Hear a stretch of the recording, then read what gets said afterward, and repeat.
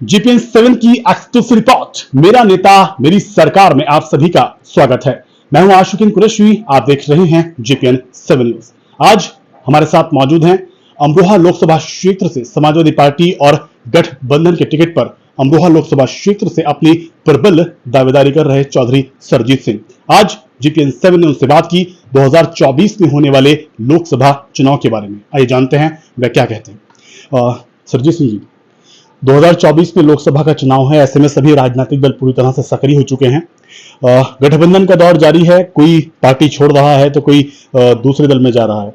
ऐसे में अगर समाजवादी पार्टी की बात की जाए, समाजवादी पार्टी के गठबंधन की बात की जाए, तो लोकसभा चुनाव में किन मुद्दों को लेकर के चुनाव मैदान में उतरेंगे? जो गठबंधन बना है समाजवादी पार्टी, कांग्रेस, लोकदल और आज़ाद समाज पार्टी का, वो मुद्दों के आधार पर बना है। और सबसे बड़ा मुद्दा ये है कि आज देश में महंगाई है, बेरोजगारी है और तमाम तरह की किसान परेशान हैं। कोई वर्ग इस सरकार से खुश नहीं है, लेकिन ये सरकार केवल सांप्रदायिक एजेंडे को आगे करके समस्याओं को नज़रअंदाज कर रही है। इसी क्रम में इस सांप्रदायिक सरकार को हटाने के लिए ये गठबंधन इंडिया नाम से बना है। अगर अमरोहा लोकसभा क्षेत्र की बात करें और आपके राजनीतिक करियर की बात करें, 2024 में चुनाव है और आप समाजवादी पार्टी और इंडिया के गठबंधन से प्रबल दावेदारी कर रहे हैं अमरोहा लोकसभा क्षेत्र से। सपा या फिर इंडिया, आप ही पर अपना विश्वास क्यों जताया? जहां तक मेरा सवाल है, आप सभी हमारे परिवार को अच्छी तरह जानते हैं। पिछले 60 साल से लगातार राजनीति में हमारा परिवार है। उसके बावजूद भी निस्वार्थ भाव से और पूरी सेवा भाव से हमने लोगों की सेवा की है जब जब मौका मिला है। और कोई भी भ्रष्टाचार का या पक्षपात का या किसी भी तरह की खराब आचरण का अगर आरोप हम पर हो, कोई बताए, तो हम सियासत छोड़ देंगे। आज के दौर में ऐसी स्वच्छ छवि के परिवार कम मिलते हैं जैसा हमारा परिवार। और जहां तक सवाल दावेदारी का है, मेरे पिताजी चौधरी चंद्रपाल सिंह जी संस्थापक सदस्य थे और हमने पार्टी को उस दौर में भी जिंदा रखा है जब पार्टी का नई पार्टी थी और उसका जनाधार बहुत कमजोर था। और खासकर हमारी बिरादरी, जाट बिरादरी से हम आते हैं, वो शुरू में काफ़ी विरोध में समाजवादी के थी। उसके बावजूद हम समाजवादी का झंडा यहाँ बुलंद करते रहे और संघर्ष करते रहे। तो ऐसे में जब अच्छा समय आया है तो पार्टी से मैं उम्मीद करता हूँ कि पार्टी हम पर विश्वास व्यक्त करेगी। और जहाँ तक सवाल संघर्ष का है, हमने अभी पिछला जिला पंचायत अध्यक्ष मेरी पत्नी रेणु चौधरी बनी थी। हमने सरकार के खिलाफ जिस हौसले से और जिस दमदारी से संघर्ष किया, वो सारा जिला जानता, सारा मंडल जानता, सारा उत्तर प्रदेश जानता। मेरे ख्याल से, और मैं दावे के साथ कह रहा हूं, ख्याल ही नहीं, मैं दावे के साथ कह रहा हूं कि सरकार के खिलाफ इतना जबरदस्त संघर्ष, इतना गंभीर संघर्ष किसी ने नहीं किया पूरे उत्तर प्रदेश में जो हमने किया। फिर भी हम सरकार से नहीं झुके, चाहे मुकदमे लगे, हमने पार्टी नहीं छोड़ी। हमने हमेशा पार्टी के लिए नुकसान भी उठाया है। लोग मौका परस्त होते हैं, हमारे सामने भी बहुत ऐसे ऑफर आए कि आप इधर आ जाइए, उधर आ जाइए, लेकिन हम कभी भी समाजवादी पार्टी को छोड़कर गए नहीं।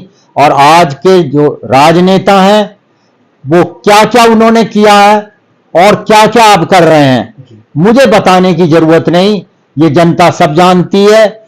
और मैं यहाँ का स्थानीय हूँ और आपके बीच रहने वाला परिवार है हमारा, आपके बीच रहूंगा। जो योग्यता काबिलियत मेरी है वो सब आपकी सेवा के लिए लगाऊंगा।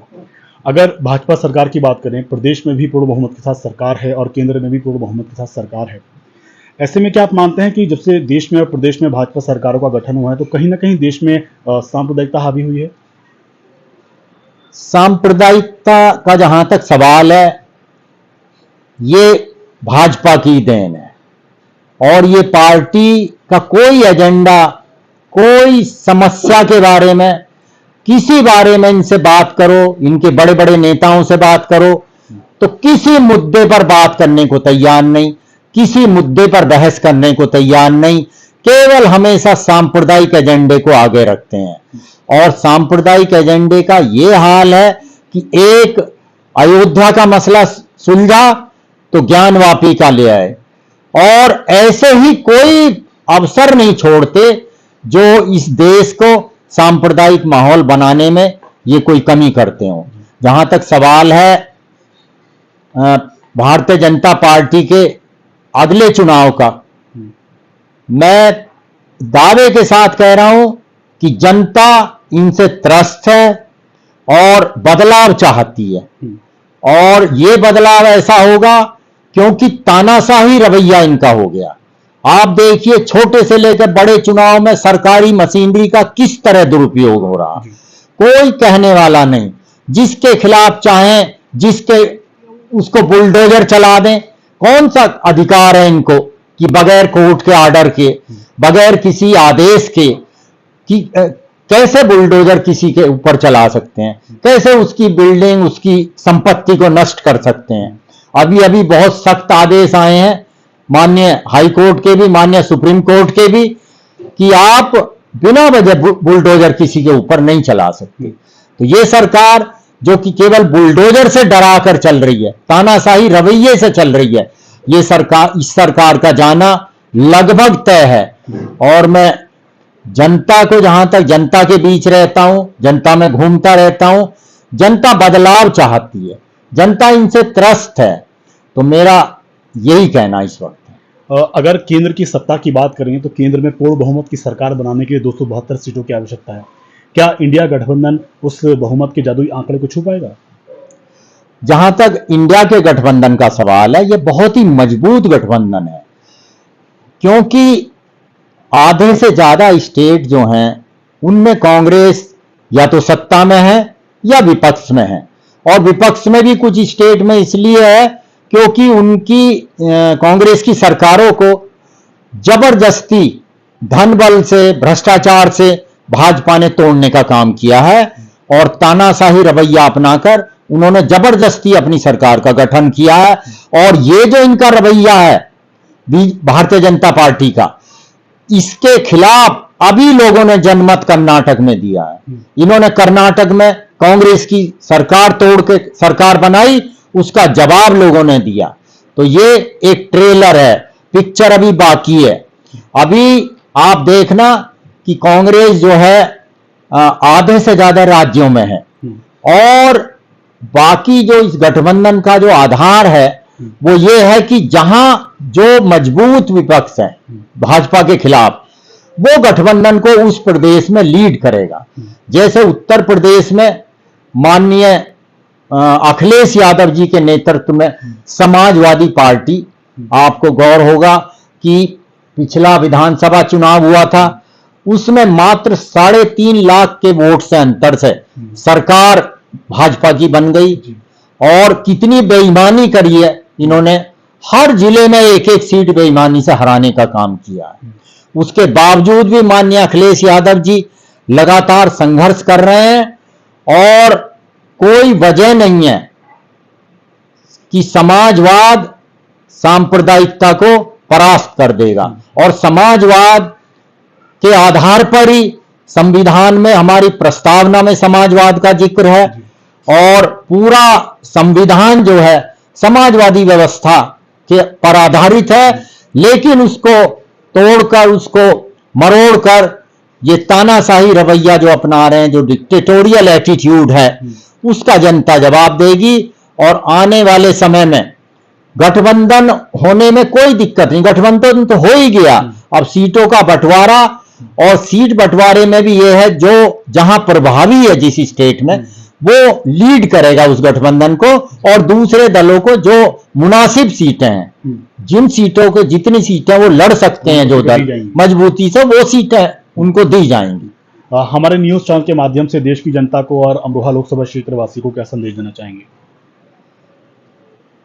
मैं अपने देशवासियों से और अमरोहा लोकसभा क्षेत्र वासियों से यही अपील करूंगा कि जहां तक देश का सवाल है, देश को इस समय सांप्रदायिक सरकार से मुक्त करना आवश्यक है। यदि संविधान को बचाना है, कानून को बचाना है और इस व्यवस्था को, लोकतांत्रिक व्यवस्था को बचाना है, तो ये सरकार उसके लिए खतरा बन गई है और बदलाव करना अपरिहार्य है। अगर बदलाव नहीं होगा तो हो सकता है आने वाला 5 साल अगर इनको और मिल गया तो वो हिंदुस्तान का नक्शा बदल दें, प्रजातंत्र खत्म कर दें, कोई इसमें आश्चर्य नहीं है।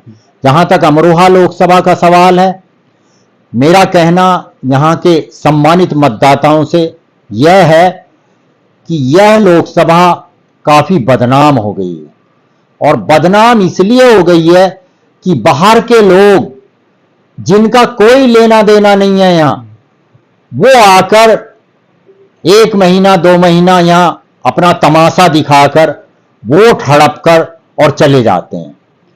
मैं किसी का नाम नहीं लेना चाहता, जनता सब जानती है। और जहां तक सवाल इस बात का है कि हमें वोट क्यों दे, जनता हमें वोट क्यों दे, तो मैं सबसे बड़ा तर्क यही देना चाहूंगा कि हमसे ज्यादा पार्टी का निष्ठावान और समर्पित और ईमानदार चरित्रवान परिवार यहां पर अमरोहा जिले में कोई नहीं है। और हमने पार्टी के लिए बहुत कुर्बानियां दी हैं। जब हम दूसरी पार्टियों में जाकर अच्छे ऑफर स्वीकार कर सकते थे, लेकिन हमने फिर भी पार्टी का दामन कभी नहीं छोड़ा।